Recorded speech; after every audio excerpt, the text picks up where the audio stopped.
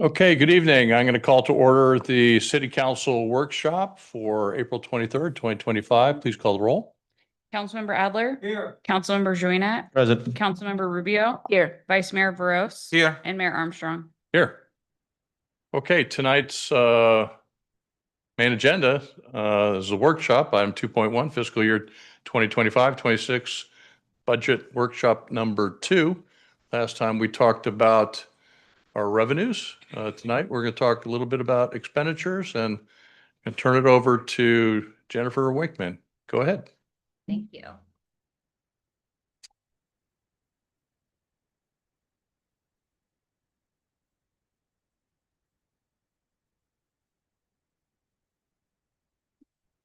Okay, so similar to last week's presentation, I have an outline for tonight. We'll review our fiscal year 26 projected expenditures, our projected transfers out. We'll review the capital improvement program. We'll discuss Measure N, and then I'll provide an overview of what I plan to present for the City Council meeting on May 13th. And then just quickly some comments before I get into the presentation.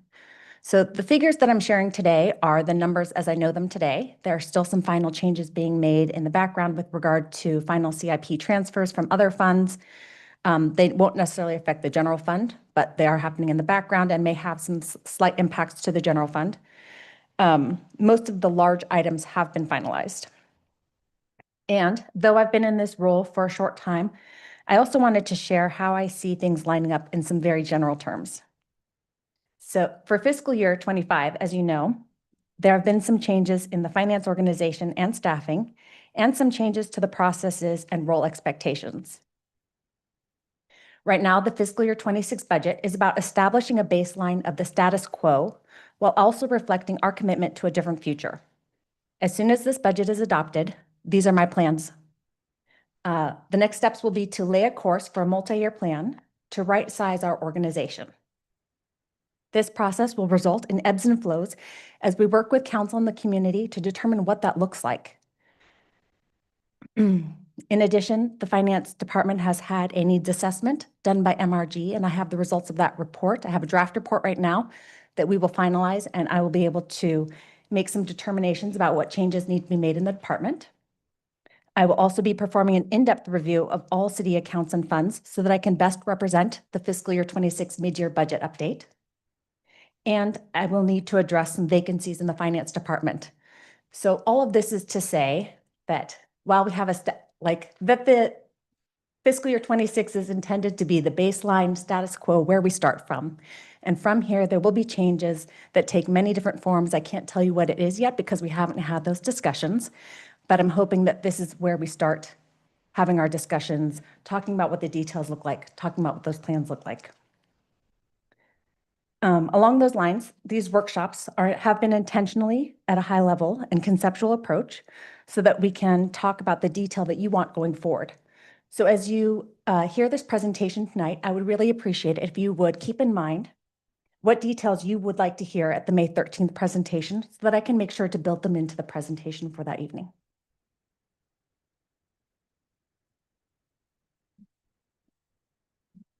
So at this point, our fiscal year 26 general fund projected expenditures are $71.5 million.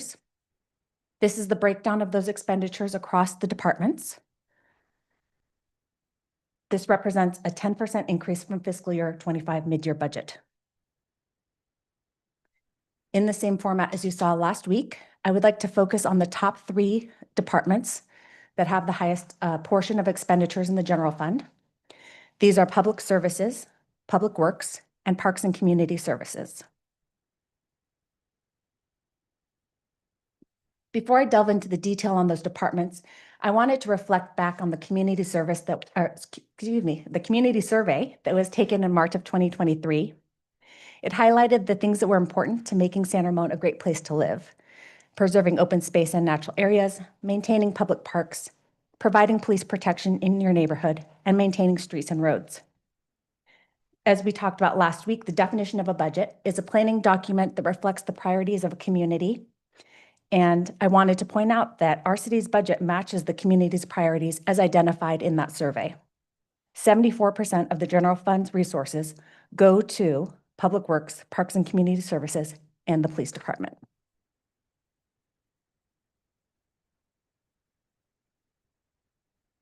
So when we looked at where we landed with the fiscal year 25 mid-year budget and where we came in with our fiscal year 26 requests, I broke it down into 3 types of expenditure adjustments. The first category is non-discretionary. So these are the items over which the city really has no choice unless we were to make drastic decisions about our programs or our staffing.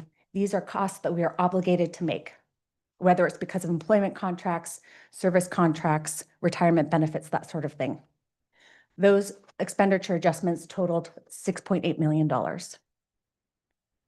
The second category are discretionary costs, and those are optional. They're either minor enhancements to programs, small requests for equipment or supplies, or things that are intended to enhance our operational efficiency. And the total for those this year was $1.6 million. Then this year, we also have this category that we are calling potential savings. So if you look back over the last 5 years of City of San Ramon's budget to actual numbers, you see a trend where we have historically come in under budget consistently. And the average of that amount is about 4%. So many agencies, in an effort to more accurately estimate where their numbers are going to come in on their budget, will include a potential savings factor. And so for fiscal year 26, we are proposing to include a potential savings factor of about 4% or $2.2 million.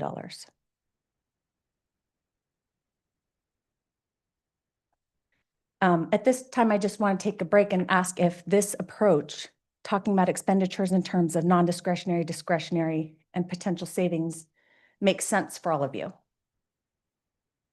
Yes. Okay. I think so. Just one more time, though, can Yeah. you describe again what the potential savings was, that category again? Because, I mean, I think we've talked in the past how we're, the way we budget, it's, I think I said this last workshop, but we tend to overestimate our expenditures, underestimate our revenues, and we want to try to kind of work that closer to the margins, or just make it narrower, not overestimate too much or underestimate too much, but be a little bit closer so we're not really tying up Yes, that's exactly. taxpayer dollars. Is that what we're talking about here? That's exactly what this potential savings tries to do. Inherently, the budget practice is conservative, right? We try to be very conservative on the revenues so that we don't overextend ourselves, and we try to be very conservative on the expenditure side. So what ends up happening, as you pointed out, is that we continuously come in under budget. And so to try and get to a smaller gap in our projections, we've built in this potential savings factor. And in fact, this is even a conservative estimate at that, because we only looked at we actually based this on salary and benefits. So one of the things that the city does is we estimate our budget is based on every position being full for the entire fiscal year, which is never going to happen. And so I looked at that. That is actually where that 4% factor comes from. So we know that won't happen. And while we don't expect that these savings will necessarily come from salaries and benefits, they will come from operations in general. This was just a way to get at that estimate in a conservative manner. So a way to kind of take a baby step toward trying to get closer to narrowing that gap, like you suggested, Mayor. Good. All right. Thank you.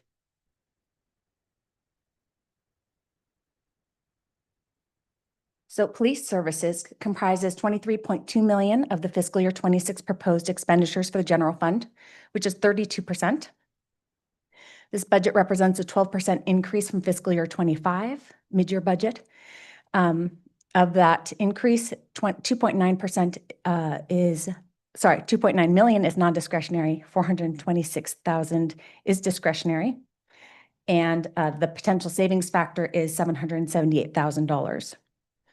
Of the discretionary expenditures, the request includes 2 police services technician positions and a record supervisor position, both of which are split with the Doherty Valley Fund, as well as equipment for those new positions and general supplies and equipment. said two PSTs. What was the other position? A records supervisor. Record supervisor. And those, all three of those positions are split with Doherty Valley.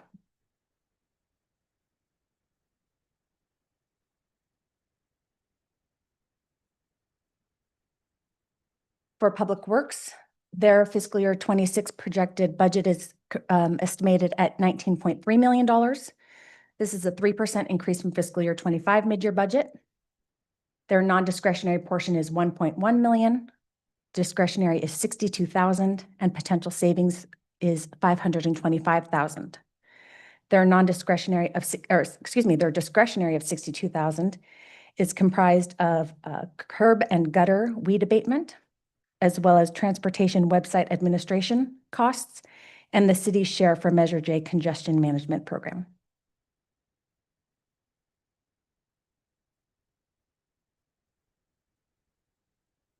Our third largest program is Parks and Community Services at $10.4 million. This is a 16% increase from fiscal year 25 mid-year budget. Of this, the non-discretionary portion was 1.7 million. The discretionary was $9,000, and the potential savings amount is 342,000. Excuse me. The discretionary request is to restore dive-in movies, and as well as some minor supply and contract increases. And I want to highlight two things, or one thing here. If I go back to the police services slide, it says that there's a 12% increase, Public Works 3%, and Parks and Community Services 16%. I'm still working to understand the full context of this, but I've learned that the larger increases in the PD and Parks budgets are due to the way that we budgeted pension costs in fiscal year 25. When the decision was made to offset those costs in fiscal year 25 with the contribution from the PARS Trust, those expenditures were taken out of the general fund budget and put in a different location to be offset by the transfer in.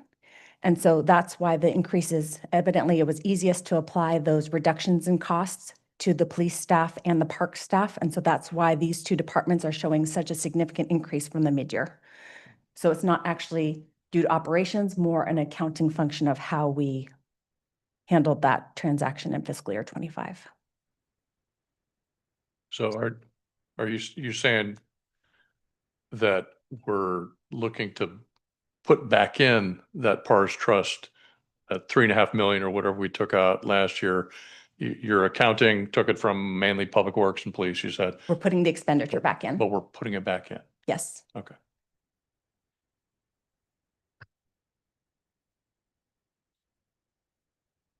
This table, similar to what we saw last week, summarizes the projected transfers out for the general fund.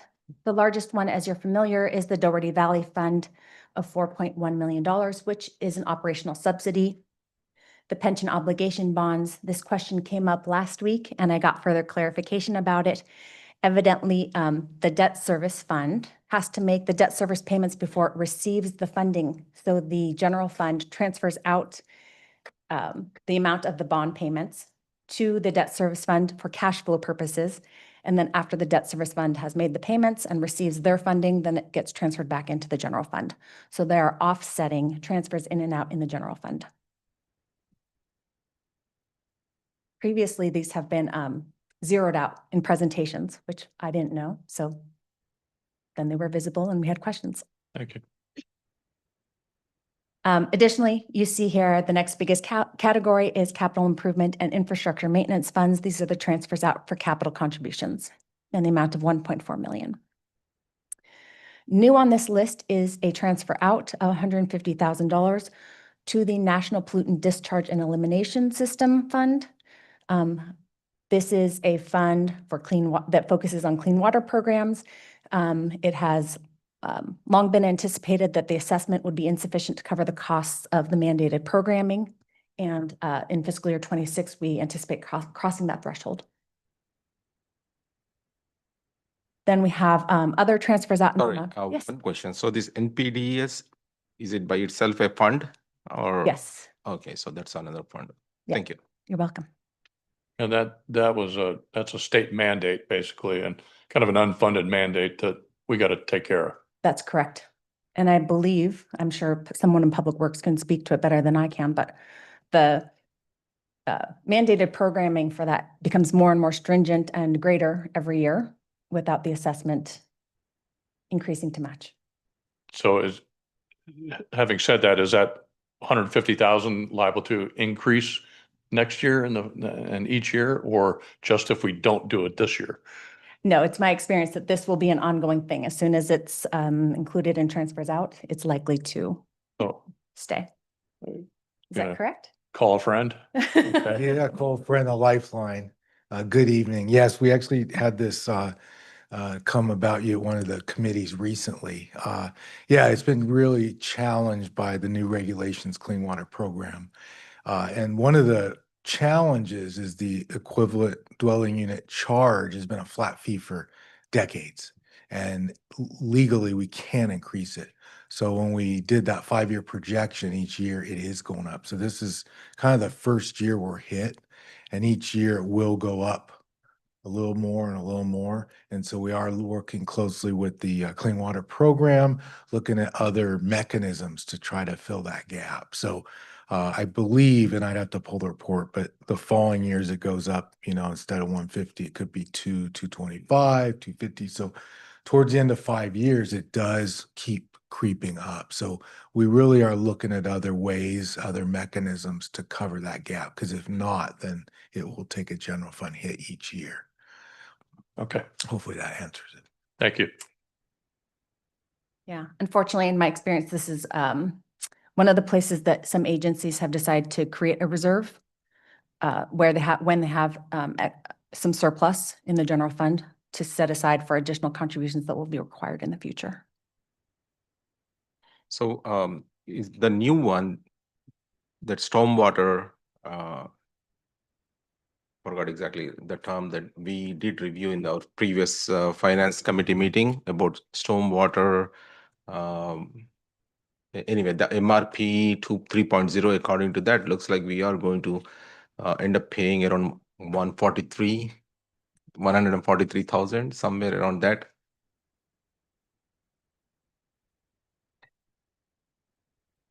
Sorry, I left too soon. That's exactly it. You saw the report that this number talks about, and that's exactly 143,000, and it keeps increasing gradually. And that's why we reported that it is flatlined. We get a certain amount and there's no increasing it. So we have to find other means to subsidize that besides the general fund. And the criteria restrictions are getting tighter and tighter. So that's exactly, it was the finance committee, sorry, that we did that report just recently. And that's exactly what this is. It's just one number here, but the report dives deeper into that plan for the number of years that we're short. Oh, okay. So this is the same fund. Yeah, Tom. that's exactly it. Oh, yeah. okay. So it's a That deeper dive clarifies. in that at finance, which is really this number. And then if we don't find other mechanisms, just like in that report next year, it will increase some. So I'll come back next year and it would be the increased amount. So we are trying to find other means to cover and what efficiencies we can find. Okay, thank you. You should just sit in the front row. CIP's coming. I just have a seat.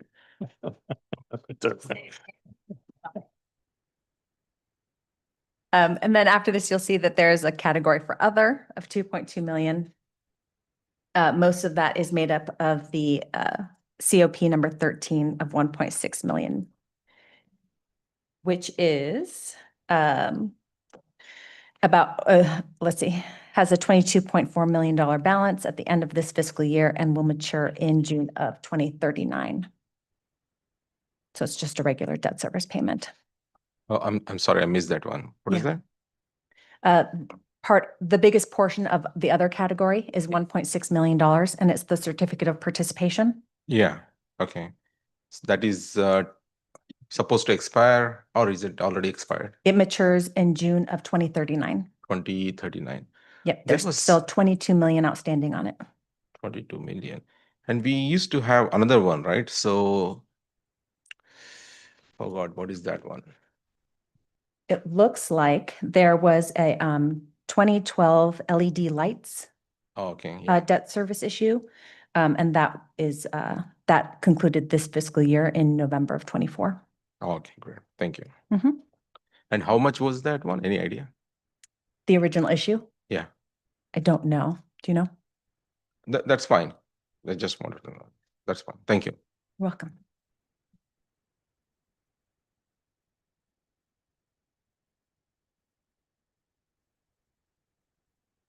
So then the capital improvement program. The capital improvement program primarily affects the general fund in terms of the transfers out that are budgeted.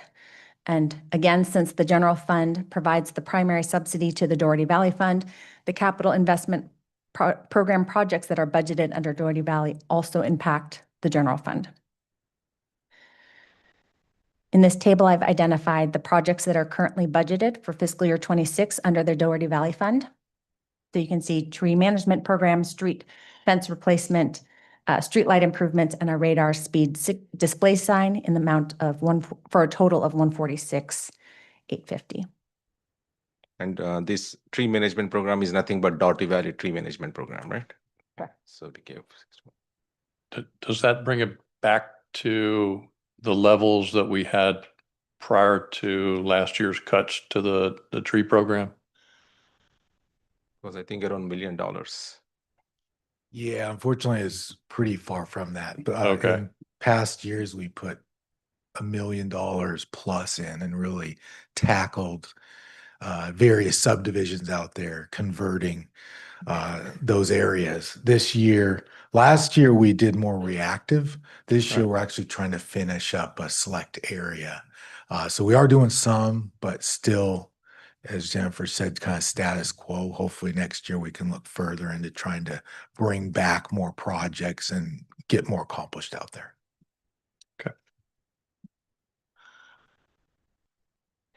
Just quick one. So on the street fence one, this was on the Windermere Parkway. That is a fence that was supposed to be fixed. Is this fund is for that? TK?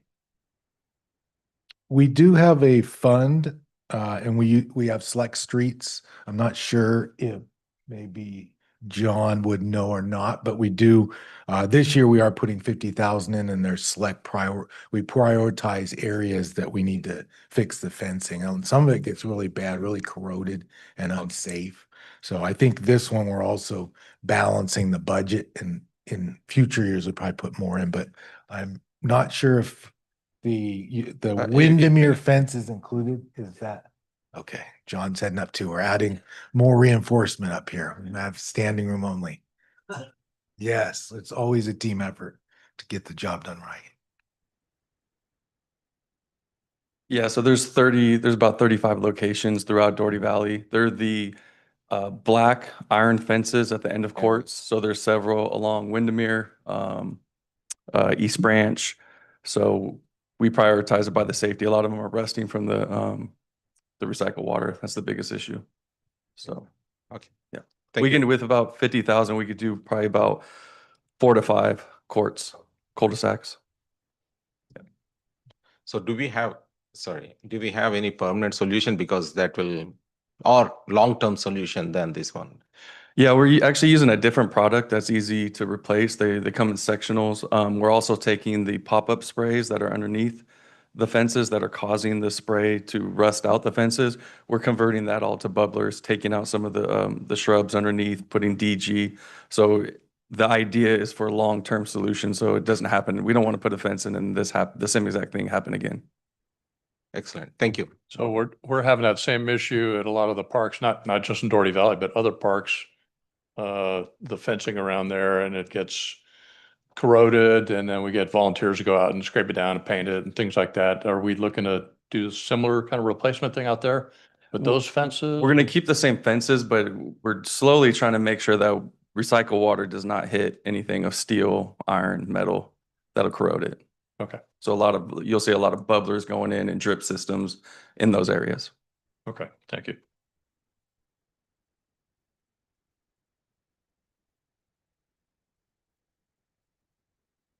It's going back. So then we have the general fund transfer out to the CIP fund. So this fiscal year 26, that's comprised of the police portable radio replacement, police substation work, data consolidation and interagency collaboration software, and permit center renovation for a total of 908,000.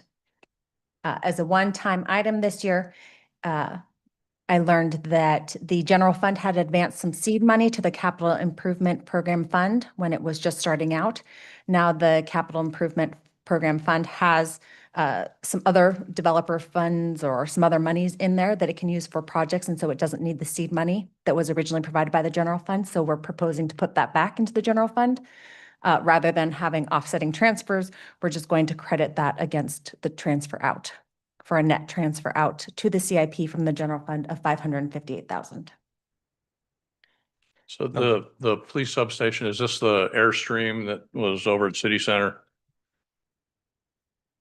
It's a Dante station. That is correct. The substation here will get relocated into Airstream near the city center. Okay. And the police portable radio replacement, is that something that was a deferred item from last year that we're now inserting back in?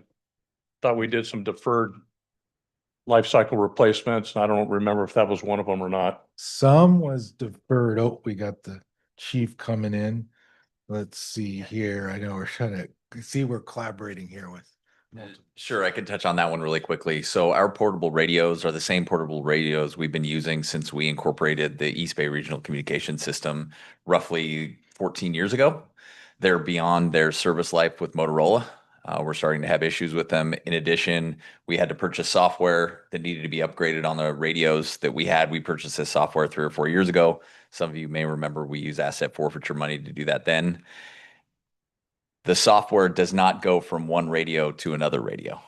So the software is going to need to be put on radios at some point to maintain our compatibility with interagency communications. If we put them on our current radios, we have to buy that $180,000 of software again when we purchase new radios. So it's end of cycle plus it's the combined software. We already have that software ready to go, and we're in line with the radio shop to put that in. But again, if we do it on our current radios, then when we switch those radios out, we have to buy that 180,000 software. So it's a combination of factors which make the timing of it appropriate for this year. This is not an item that we had previously. This is a new item for this year in the CIP plan. And this radio replacement, this is the whole eBrix system, right? Correct. So every jurisdiction is being hit with the same replacement cost, right? Correct. And most jurisdictions have already replaced their original handheld radios that they utilized when eBrix came into place. We've just extended ours because they were still working. We were trying to get as much life out of them as we can, but most agencies in Contra Costa and Alameda County have replaced their original radios already. Okay. All right. Thank you. And if I remember right, there was a problem with encryption where it was a clear conversations that can be, is that addressed in this one? Yeah, so that is what the software is. The software allows, if an agency chooses to choose encryption on channels, they can incorporate that encryption.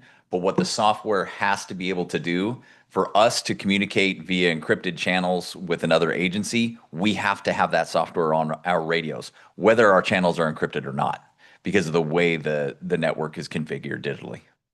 Oh, excellent. So, thank you. Thank you. I just wanted to clarify again, the first 3 items are new projects.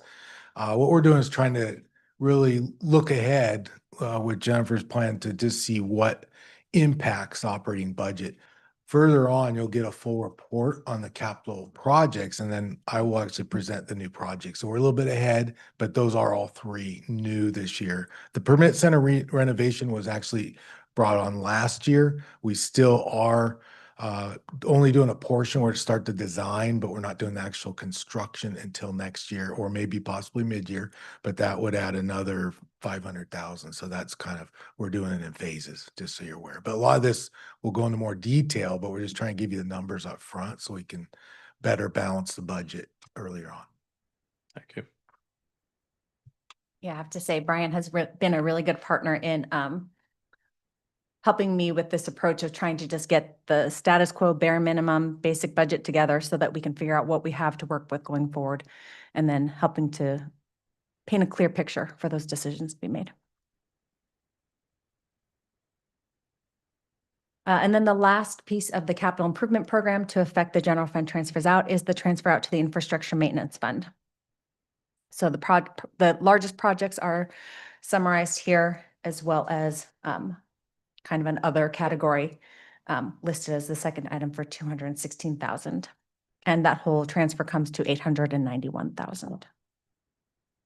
Jennifer, I have a quick question on the sound wall. That's by the freeway, the sound wall, or are we talking?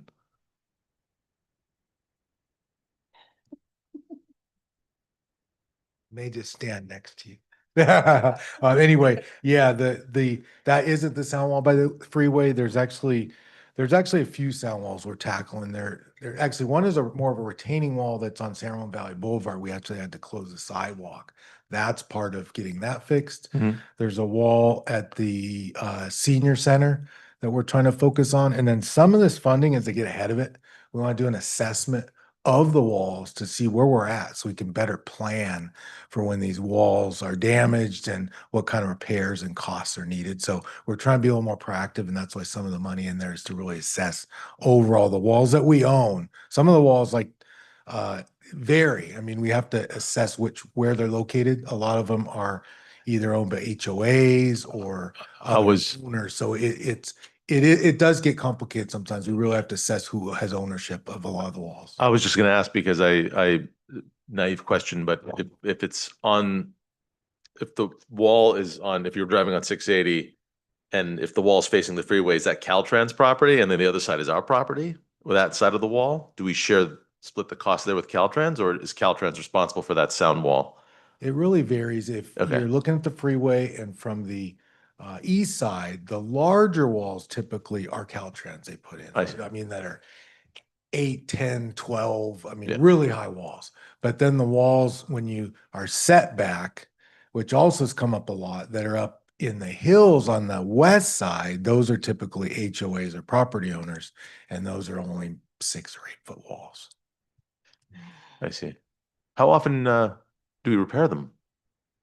How often, what's the lifetime cycle for repairing these walls? Is it yearly maintenance? Is it 5 years? Excellent question. That's why we're going to do this assessment to Oh, I really see. help budget and look at the whole instead of more reactive when walls go, to really see where we're at. Where's that start point of how all the walls look? And we've done that with so many other programmatic elements throughout all of Public Works. But you'll notice there's a few things we're trying to do this year, not just the walls, but also further on that might have other funds. The citywide drainage infrastructure. Some of it is repairs. Others is we're really assessing, especially with the floods, looking at hot spots of areas that may need attention. We Mhm. have corrugated metal pipe that's real brittle, breaking down in areas of South San Ramon. So we really want to zero in and be ahead of it to see where we're at. So we're doing that with the walls and then also with the drainage. So part of the drainage of this number, and then some we have in the existing budget, is to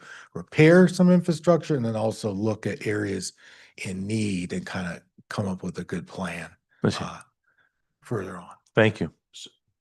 Go ahead. Oh, sorry. You sure? Okay. When you mentioned earlier what falls under other for the 216,522, well, what are some of those items? Yeah, so those items comprise city facilities, exterior amenities, city facilities, roof covering maintenance and replacement. The first exterior amenities was 10,000, roof covering maintenance and replacement 25,000, citywide exterior painting and sealing for 35,000, interior amenities renovation for 16,000, San Ramon Olympic pool equipment replacement for 30,000. And then also the fund is anticipated to have a negative balance, so it needs an additional transfer of about 100,000. Okay, thank you. I could jump in a few more details, Okay. which again, as we progress with the capital program, I'll go into more details. But I think what we did was we highlighted an amount, but it's kind of a kitchen sink. It's a lot of emergency repairs for facilities. HVA duct cleaning, emergency repairs, stucco painting, San Ramon Olympic Pool, LED lighting, certain locations, San Ramon Olympic Pool, pool vacuum, sump pumps. So it's getting into little details. So we just kind of lumped that together, but it's a whole assortment of things citywide. Okay, thank you. So while Brian is here, I have a question. From our $2 million earmark that did we already receive the money or? We have not yet. We're working hard to get that funding so we can get moving. I know our traffic engineer is working hard to try to get that procured and get the money in our pocket so we can move along considering the temperament of federal funding right now. Yeah, but once if we receive, then that will go into this IMF fund, right? Are we going to move? That's it? correct. And that'll That's- go into the fiber and the other facilities that we are. Funded out of this. Okay, Yes. because we are seeing if we are going to do this traffic signal improvement and enhancements, maybe I'm just thinking maybe we should get our fiber optics upgraded, then do the traffic signal. I don't know how it is dependent or not, but Well, some of these, like the 113,000 is a lot of just smaller upgrades, I'd say, with, again, we have 101 signals. So we got to go in the whole city and you're upgrading battery backups, Opticom for emergency services, all kinds of different equipment needs. So that's not really even advancing like you're saying in Doherty Valley and the fiber. This is just keeping current with a lot of the controller cabinets and things of that nature. That's that 113,000. And you'll see that repeating almost every year. It fluctuates a little bit, but we're constantly having to upgrade and keep up with all these 101 signals. thank you. Did you have a question, Matt? I don't want to interrupt you. No, Oh, sorry. Did you? Go. I want to go back to the sound wall. I'm just kind of curious. So the sound wall's on the east side of 680, right? And then on the west side where I live, I think some of the HOAs have built some of the newer, I guess they were newer structures that were put in later. How is a decision made to do it on one side by Caltrans and not the other? Just kind of curious how, is it a political thing or how does that decision made? Well, that one goes way back. Going way Really back. timing of development. Yeah. And so if you go way back, it's when the freeway was put in, if you recall, housing started in South San Ramon.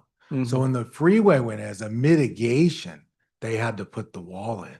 But when housing comes after a freeway's done, then the developer has to mitigate. And what they did was they built the 6-foot wall. So it's not perfect. That question's asked 100 times because residents, and I'm over in that area and you hear it, but that's what happened. It's just timing. So you see the big wall on the east side because it was development. Caltrans was required legally to mitigate. But when houses are built afterward, they're not because the freeway exists. It's already there. So that's why we have this rub. I mean, believe me, we've asked a number of times to see potential of a wall there, and it's very infeasible. It's very expensive. And Because I know when that was Greystone Ranch was a new development, we were told that they were going to put a wall, and I always kind of expected that, and of course they never did. And when I'm up on my patio, I can hear the sound coming up the hill. It's like, why didn't they do that? You know, I was just kind of curious as to why. unfortunately, timing. Yeah. All right. Thank you. This is not a critique. It's more just curiosity because of the optics of the numbers. On a lot of the pages, they're almost perfectly rounded up, but then you have numbers such as the citywide drainage and the traffic signals, which are exactly to the dollar, almost like drop dead to the dollar. Is there a reason for are the numbers that are marked 0, are they like an estimate? And are these numbers for like traffic signals, 113,558, that's because we know exactly to the dollar, this is how much it's going to cost, or this is from prior number that we're just forwarding it over because it's what we think we may spend? I would say a little of both. Okay. The traffic signals, yeah, we have some pretty zeroed in costs, but it is a good question. We have it so specific, so it makes it sound perfect when the numbers aren't, they change. We all know that. So we may look at that and maybe we shouldn't have it to the nearest dollar. Others, we may just have rounded numbers that we estimate, especially the sound law. Like I said, we're doing an assessment. So we're estimating how much that would cost with a consultant. We don't have exact amounts. So in some, yeah, we just give a rough estimate, and others we're more fine tuned, but I will take a look at that because I mean, maybe we're showing in some cases too accurate when maybe we can't back that being so accurate. You know, amounts change and there's adjustments, inflation, other factors that it's hard to say we can put it down to the nearest penny. I see. Thank you. And one more question, just in what is floor covering replacement? I know what flooring is. I just want to know like what is it what are we replacing? Is there like a tarp? Is that what floor covering is? I don't know what that means. Yeah, floor covering replacement. Let me see. I have my little notes. I gotta get my Carpet. my Carpet, maybe? quarterback cheat sheet here. Yeah. And see here, I have stuff written down. The floor covering for this year is the locker room tile Ah, at Doherty Valley Aquatic Center for 75,000. got it. So yeah, it's some type of flooring, and it does vary every year at specific facilities. So I need to have my little rod. Hike. Yeah. Thank you. So Brian does have a item on the capital improvement program for the May 13th meeting, right? Yeah. He'll go into detail on all of the capital improvement program, not just those related to these three funds that affect the general fund. So if you have more questions. So, no. If I remember right, last year we took out some money from IMF, right? Infrastructure from infrastructure maintenance fund, we took out money from it. So what is the current balance we have? Any idea? There are a couple things going on. We were looking at the infrastructure maintenance fund and considering, I guess, rebranding or rewording, because infrastructure maintenance fund, just out of all transparency and clarity, is general fund, as you're learning here. So we call it that, and we think it's some kind of fund that grows on a tree, and it's different.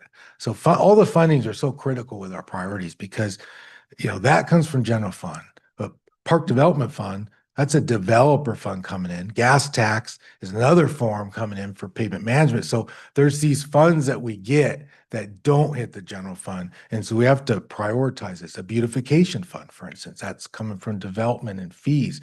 So we were trying to go in a direction to be a little more transparent and just call it what it is, general fund. We haven't made that transition. We discussed it at the infrastructure committee. We didn't take charge of it. I think it was late, and maybe we can talk about it more. But in general, for years, we set up this infrastructure maintenance fund, and we basically just transferred general fund money into it. Now, it varied. A few years back, when we had more money, we took anywhere from $1 million to $1.5 million and just shuffled it over.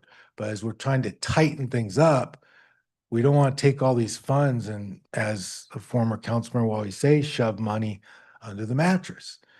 So you have all these extra monies in all these different accounts, and you're not getting a tight accounting. So what we thought about is just calling it what it is, general fund. We haven't made that move yet, but in years past, we took about $1 million to $1.5 million, slid it over and put it in as seed money. Now we're doing exact. So the last 2 years have been tight. So now last year, if you look back, it was about 700 and something thousand. And that's it. We itemized it. We told you exactly what we need, and that's what we're doing this year. About 700 or here it is right here, 891,000. So we're saying exactly what we need. We're not putting seed money in, and that is a discretionary thing that can be talked about later in the next process of how you guys like to see it. But we're just trying to improve the transparency and realizing it's a fund, a great fund, to sustain our infrastructure, our buildings, our roads, everything. But it does come from the general fund. So the distinction is that the Infrastructure Maintenance Fund is only funded by the general fund, whereas Capital Improvement Program Fund has other funding sources as well. Right? Correct. Like in the capital program, and I'll get into that when we go, and maybe that's something to elaborate more, is all these varying funding sources. Obviously, we love grants, we get those free, but there's other funding sources that come in there, not general fund, that are, well, wonderful, that contribute to what we need and need to accomplish. So we're just trying to be more transparent how the infrastructure maintenance fund came about. So that's kind of where the direction we're moving. Yeah, I don't get too sidetracked on this issue because maybe this is probably for further discussion one day, but it almost sounds like it's not really a reserve fund for infrastructure maintenance, but it's just set aside general fund money that we did every year. And I understand the concept, what you're talking about, maybe going forward, maybe that's, not the best way to do it.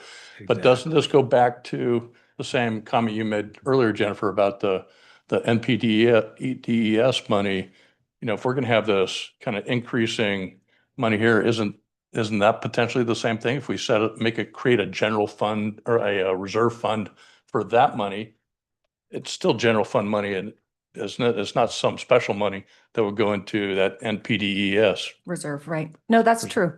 I mean, a reserve is effectively just the acknowledgement that there's going to be a future need for resource.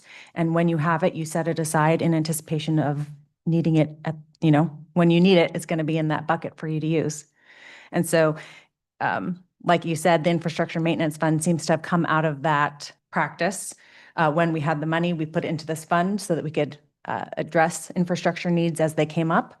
And then now as the budget got tighter, we're only budgeting exactly what we need, rather than setting aside a flat amount and then addressing maintenance as it comes up. That makes sense. And maybe the difference is that the stormwater money, we know that's going to escalate in cost, and maybe it is why it's set a certain amount away for that. Maintenance is kind of a flexible, we really don't know. It's just general fund money. Right. In that sense, like many other funds also like that, right? Like technology fund and all those, pretty much we pulled out money from technology and all that. I thought only the reason why we want to keep these fund names as separate, because so that we can focus that money to use certain requirements. Let's say, for example, I want to fix the roof of our senior community center, then I know that, hey, I have some money here, I can Correct. pull it, right?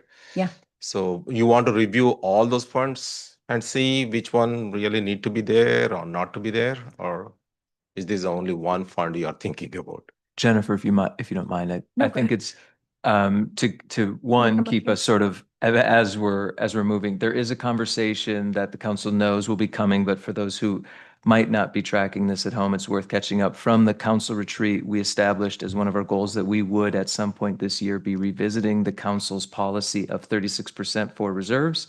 Part of that conversation that cities grapple with is what is a reserve? And that's part of the conversation that we're having tonight. If we want to set aside money for infrastructure, if we want to set aside money for, IT, long-term infrastructure for IT, if we want more money for roads, fill in the blank, whatever that thing might be. Of course, a budget is a set of priorities. We would create that. What's important to remember is that there was, and we have the resident expert here who can speak to it, cities set a reserve amount based on a series of factors, but GFOA says, have 3 months of operating capital. Right. What we are evaluating is what is our specific need to set money aside for reserves. Does that mean infrastructure? Does it mean information technology? Does it mean road management? Does it mean facilities? Once we do that, then we say in the aggregate, what should our policy be going forward? So we're not at that moment today or in this budget cycle, but we will be having a conversation of what does a reserve mean for economic uncertainty, for man-made or natural disasters, and then also how much money do we set aside for rainy day funds for any of these particular elements that we think are, unique to us. If that were infrastructure, if it were maintenance for facilities or whatever. So that will be coming. And just to add on to that really quickly, all of these assessments that Brian is doing now are fantastic, I think, because at some point I'm going to ask him to overlay them over the next 10 years, right? And the funding estimates. And then I can come to you for that conversation about reserves and say, based on all of these reports, this is the amount that we're looking at needing in these outlying years. How are we going to get there, right? And then that's how we back into hopefully what our reserve strategy is and where that money comes from. That's amazing. That's really good idea. I really like it. Thank you. I just was wondering, when you put together these estimates, I kind of can guess the answer, but I want to make sure. Are you factoring in any potential grants, state grants that we may qualify for, Prop 1, Prop 40, any of those that we may qualify for when you give us these estimates? Typically, we do look and research and to find whatever grants that we can find and that we have a good chance of qualifying or getting to. So yes, a number of these there are not any grant opportunities for, but again, this is a small snapshot of the whole. When you look at the whole, there are a number of projects. The 2 million earmark we received. We also have the Crow Canyon overcrossing with 2 million for that. So there are a number of grants that we go after. So it just really depends on the project. But what we do is we look at the project. We have a lot of information coming in and out from Caltrans, other organizations, a different CCTA and others. Sometimes we partner with them on certain grants. So we're always looking for grants. I mean, grants are great. But you have to see what strings are attached. Sometimes with grants, it becomes federal, so you have to federalize it. You need to do more environmental studies and this, that, the other. So we have to also analyze the cost benefit, because sometimes if it's too small of a project, we'll spend more time and effort to get qualified for it than we actually receive. But we are looking as best we can for grants, but we're not. So tonight, I guess, to back up again, we're talking general fund. That's what we're talking about, the funding. It's also AKA Infrastructure Maintenance Fund, Doherty Valley CSA, and then these new projects we talked about, the PD and the Permit Center. Later, we'll tell you all the projects, which is all the funding, which is extensive. Let's talk about, and I don't want to get off track, but Bollinger Overcrossing, our signature bridge. Phenomenal job with staff and piecing together 10 or 11 different sources of grants. Amazing. So it's just a perfect example of coming together and getting almost 30 million, and most of it was grants or some city funding. That's a success story. So yes, we absolutely look at that, but I don't want to take away from tonight is general fund impact. Then over on the side, you'll see all the other stuff with all the different funding sources, park development funds with park improvements, things. Those are all separate. Those come from another stream, another source, which is developer impact fees, things like that. Traffic impact fee funds, SCC JIPA, those are all impacts a developer. Those are on the side. Crow Canyon widening, that was developer impact fee. We paid hardly anything general fund for the Crow Canyon, 3 lanes each way. Looks beautiful being done. It's all Doherty Valley impact when they do all the impacts and analysis of traffic. That was completed that way. Okay. Did you say that infrastructure and maintenance has historically been funded by general fund because there are fewer grants available for maintenance? I don't find that there are many grants available for maintenance, mostly for new capital. Yeah, typically what we do, if you zero in on our capital improvement program, which Amy's in back, and we put this massive program book together. If you see on every project, it zeroes in. So when you say infrastructure maintenance fund, it's all general fund.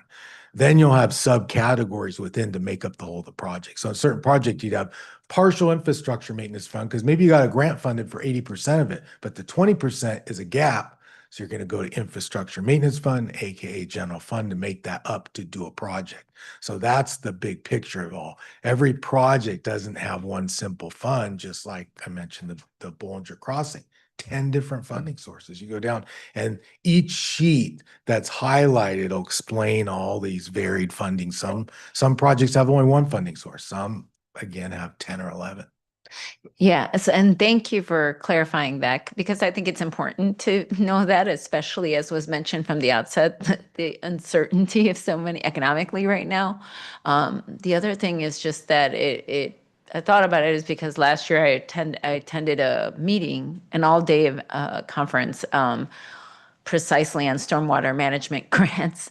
And they were just talking about how so many cities don't even bother to apply, and there's just money sitting there. And this is the whole goal. The reason they're providing it is because they're trying to make sure that the cities are, reaching sustainability goals over time, right? And so that's what they have them for. So, thank you.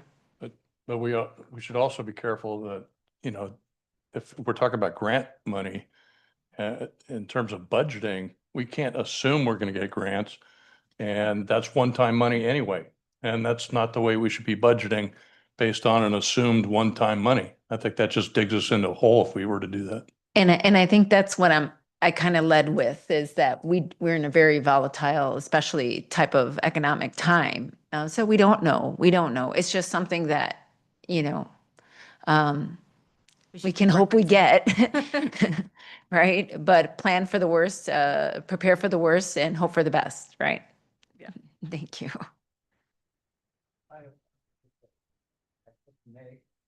Since we're talking about grants, I know I had a discussion about this few weeks ago. Who is, we have a person in the city who is one of their responsibilities looking for grants. I've also heard that some cities actually have a grant person who that's, in their salary is well worth it if we can get a bunch of grants. If you can use your time wisely and find those grants, and maybe as Councilmember Rubio indicated, some of those are not even being requested, so I'm just kind of curious about that. Is that something maybe in the future we might even consider getting somebody? Yes, right now, and I'll have the assistant city manager jump in anytime, but right now it's department by department. So whatever your needs are, we allocate certain staff that are kind of the point person. We kind of collaborate like in Public Works to see what we can go after. We work with other departments, but there was an intention to actually get a person, I believe, full time to do that, just really research and grab anything they can. And I know from the past, the city I worked for before many years ago, because I've been here 18 years, they did have a point person, grants person, and just went after everything. And they were worth the money tenfold because they go after and grab all these grants. And that's all they do. They're just looking around trying to find what the city could pull in. So anyway, that's gotten tabled, I believe, because of the budget, but I'll let Scott jump. I'm happy to address that. Thank you for the question. We did have it in the budget for this current year. Obviously, when we hit the budget deficit, we struck it from the budget, obviously, to balance.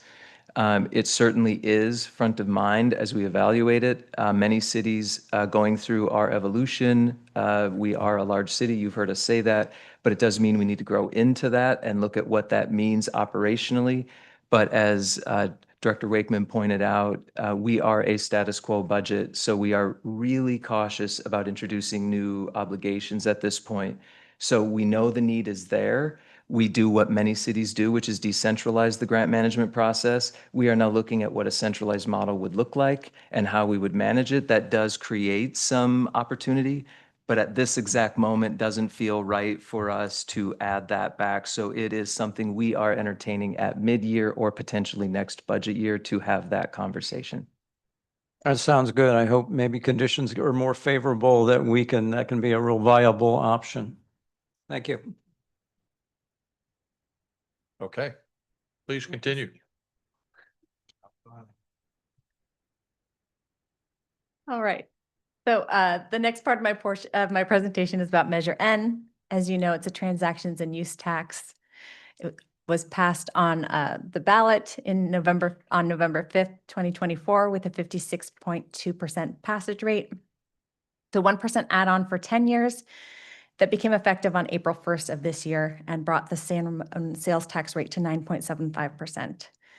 So what I want to highlight about this on this slide is that Measure N effectively provides a one-time source of funds with which to balance our budget over the next 10 years. 10 years seems like a long period of time, but it is not a long period of time. This is going to end. So I want to make sure that we talk about it in an ongoing, wrong word. We want to talk about it in terms of one-time monies each year for the next 10 years.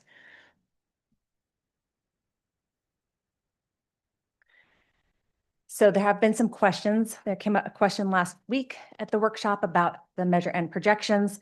In August of 2023, Finance Department received an estimate of $15.7 million for the Measure N revenues. And in February of 2025, this estimate was revised down to $14.8 million. This was a change of $900,000 or 5.7%. And I believe it was Councilmember Adler asked about what caused that decline. I reached out to our sales tax consultant, and as happens with many numbers, the fiscal year 24 sales tax actual numbers came in, which informed the fiscal year 25 sales tax estimate, which then informed the fiscal year 25 and fiscal year 26 sales tax and transaction and use tax estimates. So all of these things roll into each other, just like that table from last week also about, the audit numbers and then the mid-year numbers. Everything is based on previous experience. Now, can we get like month to month, can we see how we're doing as a city with our revenues coming in, or is it just like only sporadically? I mean, how do we, because we could push, I always think we should push shop local, so we can help our businesses and help our city. But when do we get new information to see how we're doing? Usually we meet quarterly with the sales tax consultant, but we are always a quarter behind in terms of the timing with which the CDTFA, the California Department of Tax and Fee Administration, releases the data. I think they're always collecting 3 months in arrears. So we don't have data, like at the end of March, we would have had the data ending December. So we're always, it feels like always way behind. But every quarter would be the soonest we could get updated figures. So then this slide just updates that the fiscal year 25 sales tax, so not the transactions and use tax, but the sales tax, which was the basis for the fiscal year 25 transactions and use tax estimate, was decreased and then caused the subsequent modeling downward of our transactions and use tax for fiscal year 26.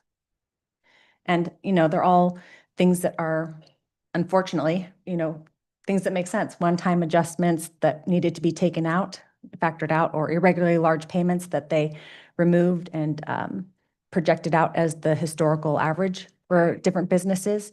And then in fiscal year 25, there was also an audit correction that they removed from our projections. And then I think going forward, their projections are going to continue to be very conservative because they have the future uncertainties of, tariffs and inflation and how consumers are going to factor those into their buying decisions.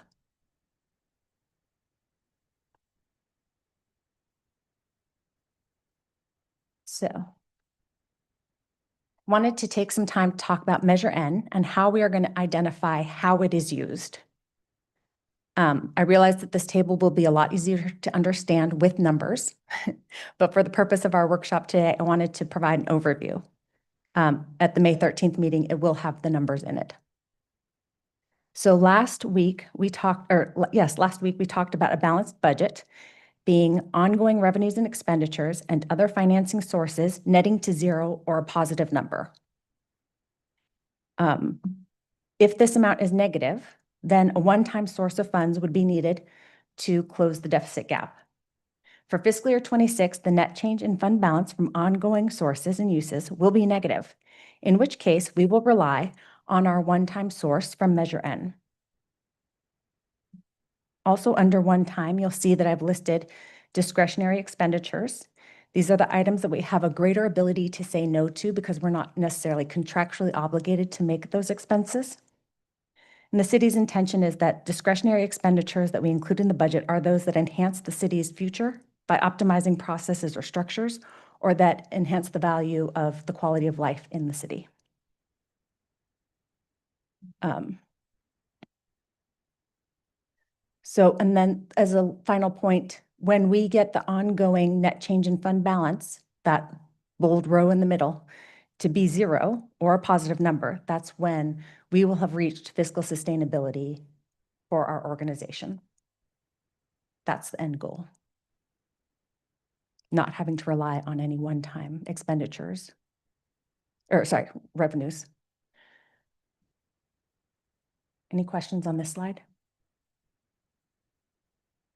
Oh, yeah, sorry, Jeff. Go ahead. No, you're fine. Okay. So Measure N is for a duration of 10 years. So we will have a 10-year plan that addresses our plan for the use of these funds. It will be used to cover actual deficits incurred while working with council and the community to explore ongoing revenue enhancements or expenditure reductions. Those are the only two ways to get to balanced operations of ongoing activities. The plan is that we will reduce the amount of Measure N used every year after fiscal year 26. So when I go back to this slide, when I prepare this table for fiscal year 26, we'll see what that ongoing net change in fund balance is and the amount of Measure N that will need to be applied. In subsequent years, I'll use the same table. And the plan is that that number will continue to go down and you'll have excess Measure N available to have those conversations about reserve policies and where those funds should go. I have a question on that. Mhm. Is that because we want to make sure that we're prudent with that fund and that we want to look elsewhere on ways to save money? And we don't want to rely on that money. We want to look across the board. Exactly. So Measure N should be seen as a stabilization method for the next 10 years while we figure out how to get our ongoing operations to balance. Okay. And so in the process of doing that, we should get incrementally better each year, right? And then hopefully as we have those discussions about reserves, and last week we talked about, we had 5 years of drawing down our one-time sources of money, many reserve pots by $47.6 million. It's likely in the reserve discussions that you may decide that some of that money should go back to those places that money was drawn down from. And so hopefully we're creating a pot from which you can make those allocations. And eventually, we don't need to go for renewing this Measure N, hopefully. Yes. Yeah, go ahead.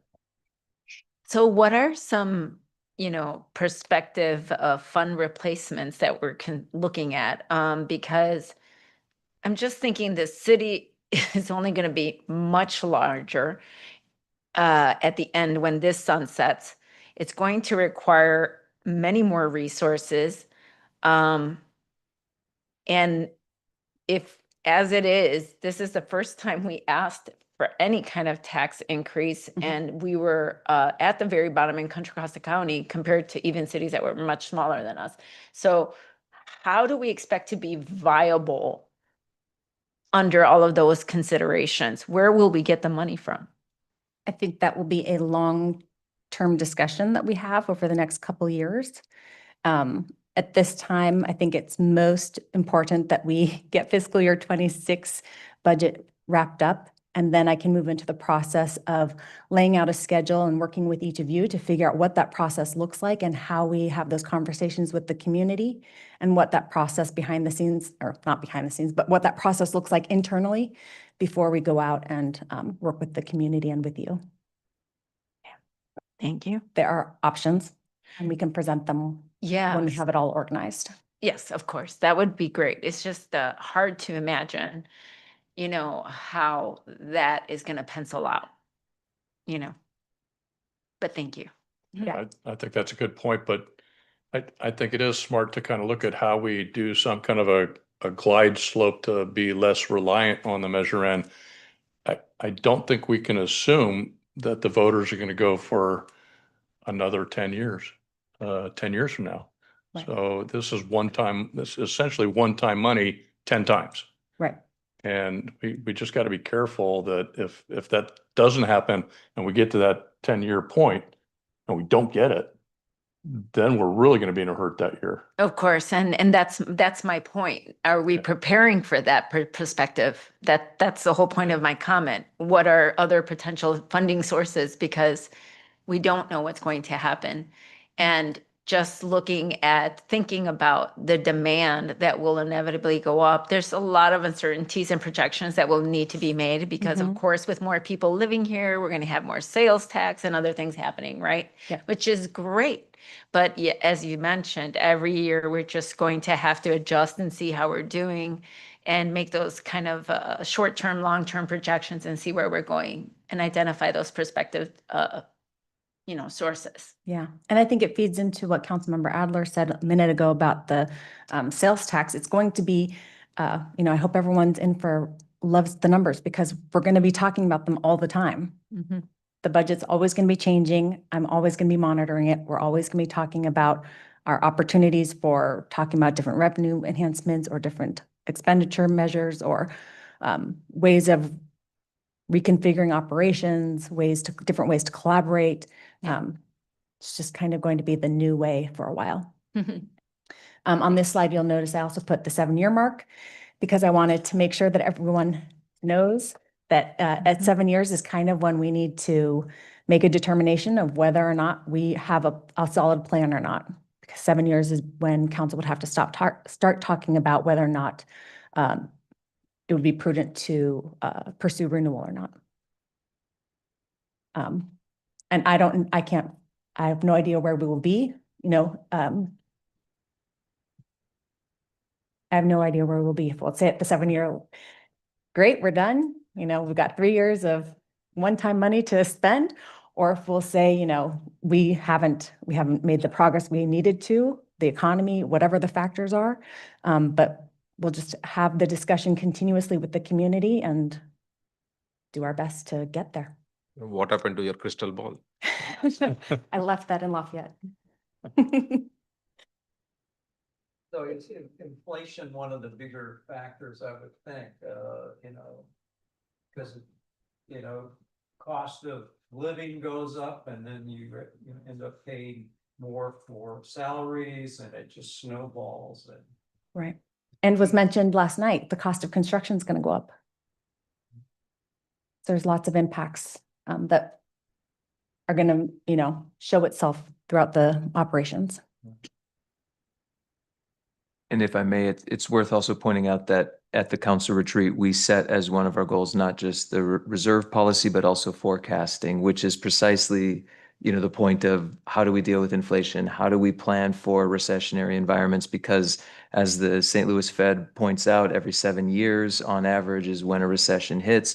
While we have a little bit more resilience here locally in our economy, it's worth talking about how do we build a forecast that we reliably we can depend on as we build this budget, especially in terms of one time, 10 times. We want to be clear about our intentionality with that money. So then I wanted to review with all of you the presentation that I plan to bring back for your council meeting on May 13th. I plan to bring back an overview of the complete projected fiscal year 26 budget. That means you'll see summaries of all the funds. We'll talk about the projected fund balance for the general fund, as well as how we are looking with our reserve policy.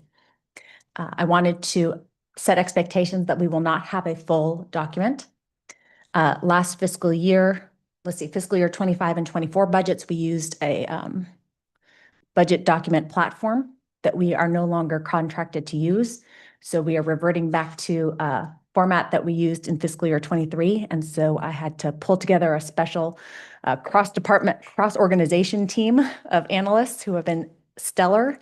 And we're trying to update all of those tables and charts to get everything ready for the document on the 27th. So now, during this process, there are a lot of new technologies, and with AI, those are all coming up, right? So are we utilizing any of those features so that we won't, we can catch any errors that can happen? Are we looking into that aspect? Yes, but not in time for your meetings next month. Unfortunately. Going forward, hopefully in the Yeah. future, we will start implementing those. Yeah. Okay. Yes, that would create a lot of efficiency. Right now, we are working in Excel and Word for a 283-page document. Yeah.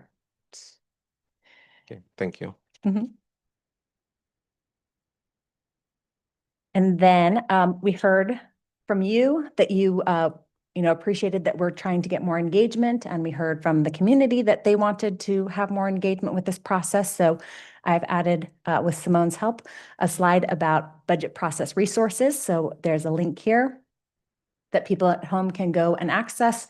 And there's information on budget overview, current status, previous meeting links, upcoming meeting information, as well as the ability to subscribe and contact me.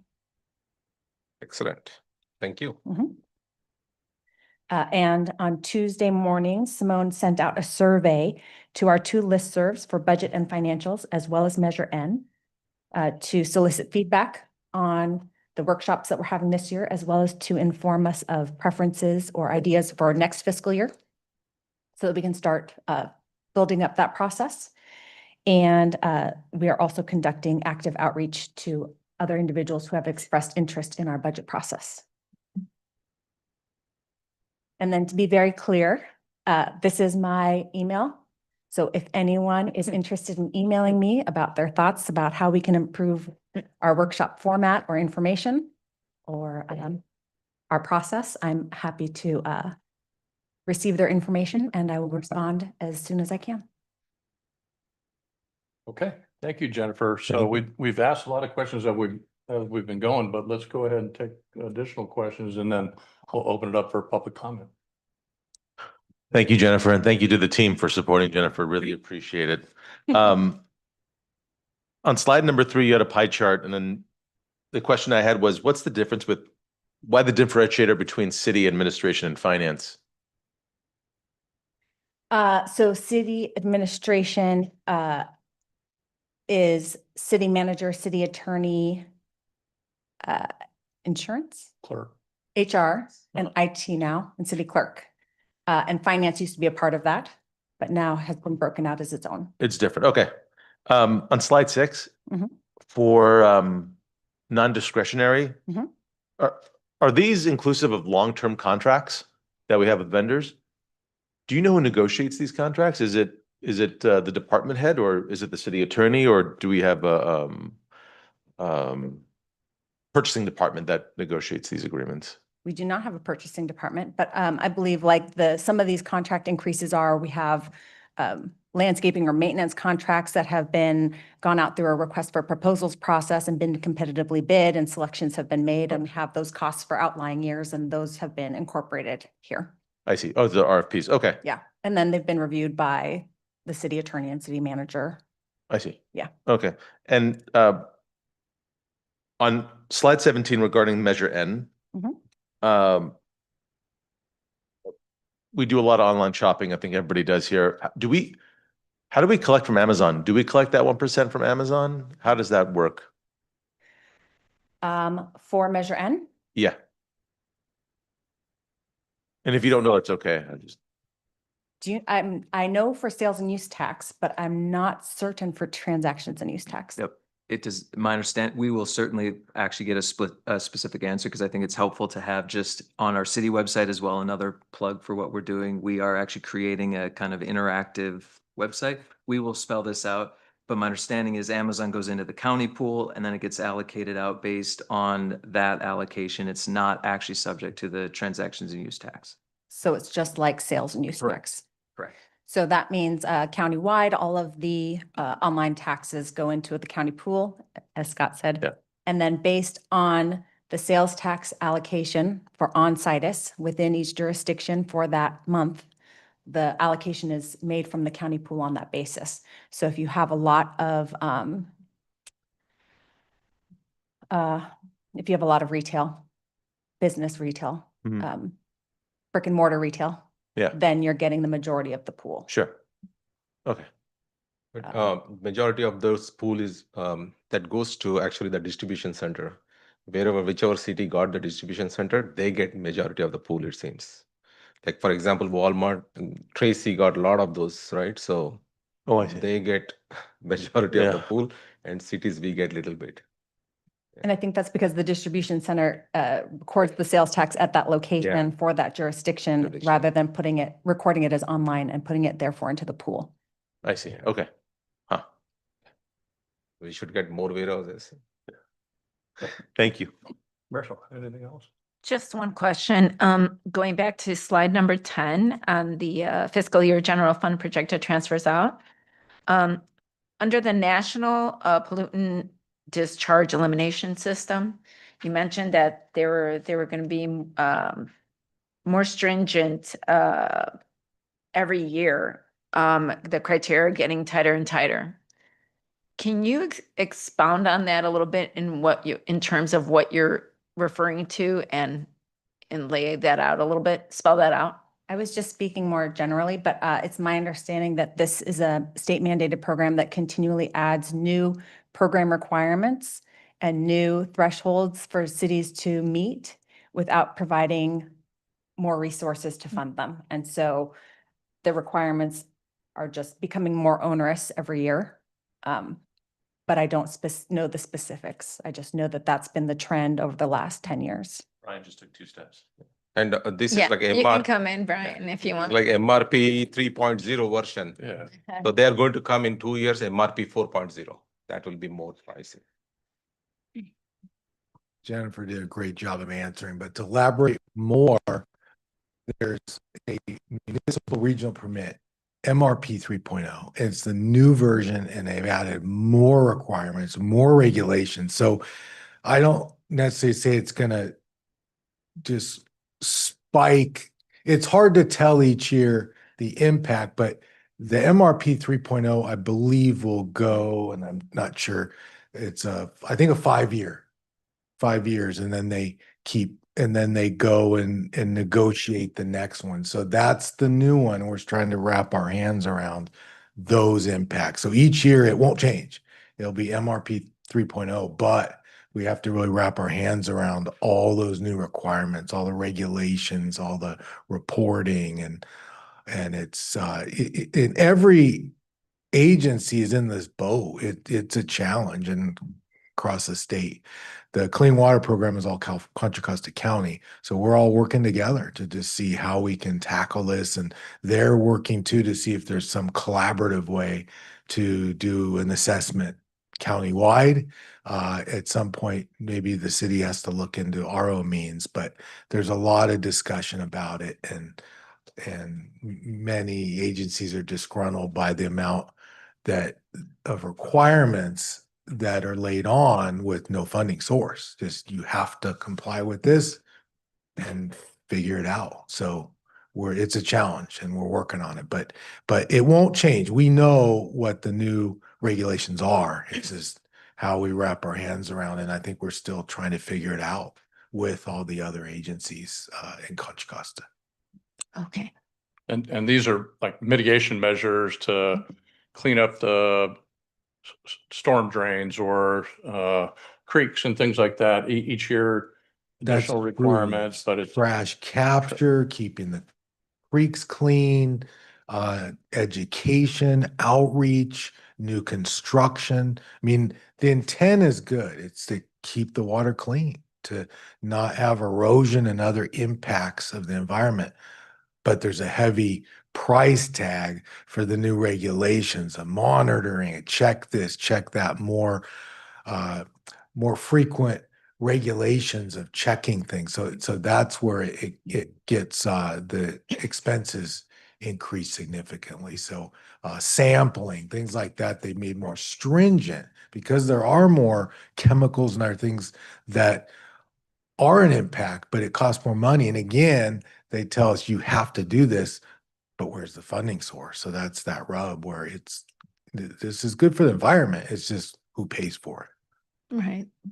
And also looks like there are some cities they are trying to get together from the Contra Costa County so that they can go for the measure, like whatever the measure they want to go. Yes, get they that. were, and they were It's- looking at that, and just in perspective, a number of years ago, the county did try, unfortunately unsuccessfully, to get a measure for this. So we have to really look into it as a collective whole and have a better approach, similar to Wonderful with the city Measure N. It was unsuccessful. So all that effort, the county overall did not get the simple majority needed and turned it down. And that was a number of years, I forget how many years ago, 5, 10 years ago, I believe. So 10 years they back. did try. Yeah, they did try and unfortunately didn't pass. Yeah, the effluent, managing that effluent water and everything is just some of the most expensive things to have to manage. It requires so much, so many people involved in that. So, thank you. Councilman. Left field, but where does the pension funding come out of for our employees? Is this part of this whole pie chart here, or is that? It was on the slide deck from last week. There was transfer in from the PARS Trust for fiscal year, actually, it wasn't on last year's, last week's. In fiscal year 25, there's a transfer in from the PARS Trust of $1.7 million. Okay. And is that totally separate from our discussions here for this year? Correct. Okay. We are not looking at any one-time funding from the PARS Trust for fiscal year 26. But that will come up again in another year. We'll revisit that, or is that? There is a regular item that goes quarterly to the Finance Committee where we visit with them the balance in there and the funding level. And so I think that it will probably come up with the council in their discussion about reserves Okay. and where you want your money to be, what you want the funding level to be for your trusts. All right. Thank you. No questions. Thank you. Do we have any idea what the CalPERS investment return rate is currently, for this quarter or anything like that? I don't. And if that will have any impact on kind of our salaries, benefits, kind of going in the future? There's been some stuff in the news about this, that some cities are concerned about the impact of the economy and, investments and the rate of returns and things like that, and how it might affect the CalPERS. Right. So when the market doesn't do well, then the rate of return doesn't do well. And then the smoothing factor, I believe it's 20 years right now for the CalPERS plans, causes the rates to go up. So one of the good thing with our pension obligation bond is that we are not got stuck with that. So that's the best thing we did. And then the other question I had was, I see that we're about to have some discussions on the climate action plan implementation. There's some measures in there that may cost some money. So is part of our future budget discussion going to be the potential impact of implementing some of those kind of reach goals or things like that from the climate action plan? Or is there some way to capture what are the real costs if we go forward with all those measures or some of them? Yeah. Is that coming from the planning department? It's through the planning. Yeah, so I imagine, I know that I've talked to Scott and Stephen about the city manager and assistant city manager about how to incorporate a finance review in the items that come before council so that I can make an assessment of budget impact as items come to council. And the idea being that, I guess it's my understanding our past practice has been that we only adjust the budget. We set the budget adopted and we only adjust it at mid-year. It would be my preference that if you make a decision on the dais that affects the budget, that I go in and I update the budget in the system so that everyone is operating under a current budget all the time, in real time. And so we'll figure out a process around that, but moving forward, if you were to make decisions on the climate action plan, I would start building those numbers into the budget. Well, I think it's something we're going to be faced with here soon. It'll come before the planning commission, it'll come before the city council, and we'll have to figure out whether we approve that plan or not. But that plan may include some cost factors.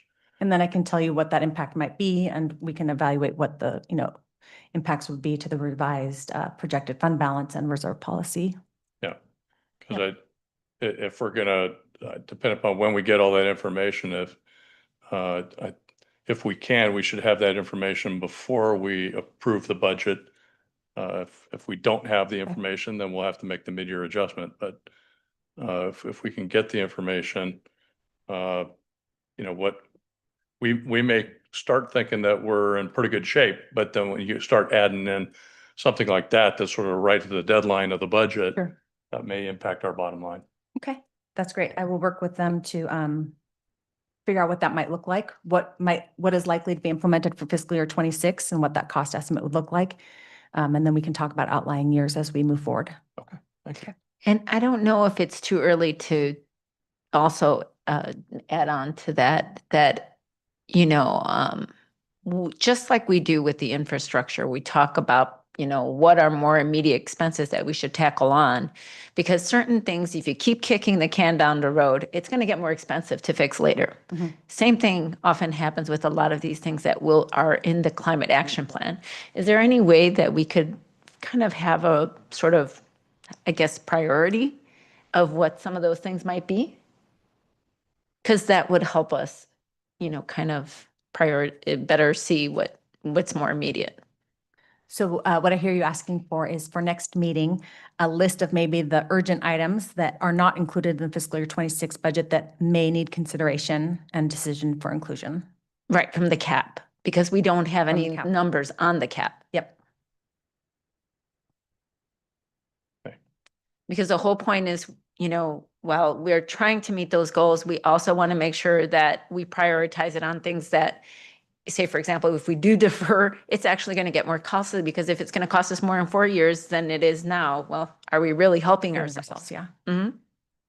Okay. Okay, thank you. Is there any other? Any other Yeah. council questions? Okay, we got public comment, and then we'll see if we got any other comments for you. Okay, this time I'm going to open up public comment. And do we have any speaker cards? We do not have any speaker cards or written comment. Okay, I will close public comment. Matters back before the council. Any guidance or direction or comments or questions you want answered prior to the May 13th meeting that we can provide to the finance director? Or if you think of them later, feel free to email me. Yeah. Anything for now, though? Okay. I just want to say thank you. Thank you and congratulations. You made it through this second hurdle so far. Thank All you. right, Councilmember Adler, I'm good. Thanks. Vice Mayor. Thank you. Thanks for sharing the slides, and I like this process. Actually, this is much better, and also looking forward for our reviving or revisiting our fund. I really like that idea, because we have all that money sitting on these different funds, and every time we are talking about deficit, now we are pulling money out of our own funds while the money is our own money. Right? Doesn't make any sense. So looking forward for May 13th. Thank you. Okay, and yeah, I've got nothing else, but I want to thank you, Jennifer. I want to thank all the staff, all the departments, and everyone, all the line staff who are have their fingers in this. It's everybody that participates in this process. So so far so good, and Oh yeah, let's be clear, it's not me alone. yeah, definitely is taking everybody, but you're wrapping it all up, and appreciate the input tonight. And we'll see everybody have more discussion on this at our city council meeting on May 13th. And with that, the meeting is adjourned.